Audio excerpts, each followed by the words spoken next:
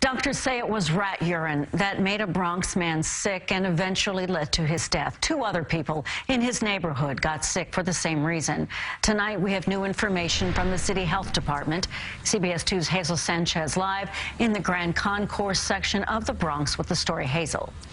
Well, Dana, people in this neighborhood obviously have a lot of questions for the Department of Health, who will be meeting with tenants in the building behind me inside their lobby at 6:30 tonight. Now, the people who live in this building say that they have been complaining about unsafe and unsanitary conditions in this building, complaining to the city for years. So they say the fact that a cluster of leptospirosis was found here comes as no surprise to them.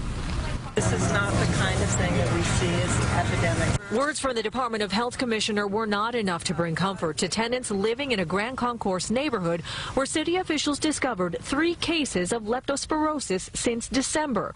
One man has died. How many people would have died during that? And that's what I'm concerned about. 2 other victims are recovering from their illness, including 43-year-old Braulio Flores, whom health officials say contracted leptospirosis from rat urine in or around his basement apartment at 750 Grand Concourse. His neighbors are scared they could be next. I'm very worried. I'm an asthmatic. It pisses me off. It makes me want to stay home and bleach my entire house. Over the last 2 days, the Departments of Health, Buildings, and Housing Preservation and Development have been inspecting the rundown building with countless cracks in the foundation and boarded up walls and doors. After finding signs of rat infestation, they placed traps on the property. The building landlord, Ved Parkash, was named by the public advocate as one of the worst landlords in the city. This property has received 1,500 complaints for unsafe and unsanitary living conditions.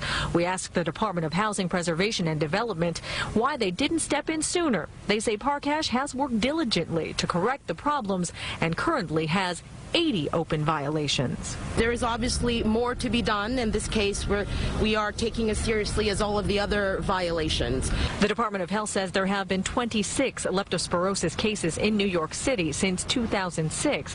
Doctors say the bacterial disease transmitted by infected animal urine that enters the body through open wounds often mimics flu symptoms and could be deadly if left untreated. This can start with basically meningitis that progresses to liver and kidney failure, and then bleeding from the lungs. Now, we spoke to the building owner by phone, and he was insistent that the rat infestation was not coming from his building. He says that the rats were coming from a nearby parking lot. The health department tonight encouraging people living in this neighborhood to stay away from areas where they know rats are and to wear masks and gloves when taking out their garbage. We're live in the Grand Concourse section of the Bronx tonight. Hazel Sanchez, CBS 2 News.